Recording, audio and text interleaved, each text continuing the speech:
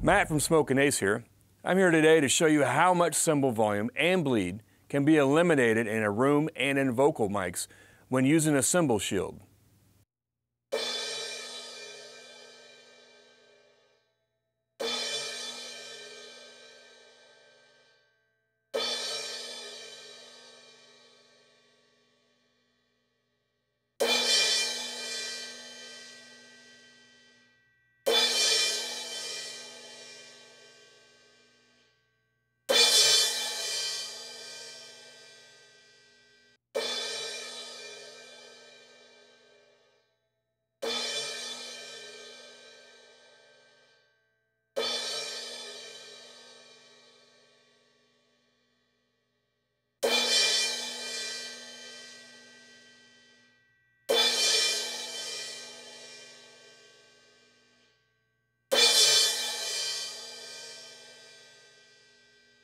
Thanks for stopping by. Check us out at smokinaceco.com.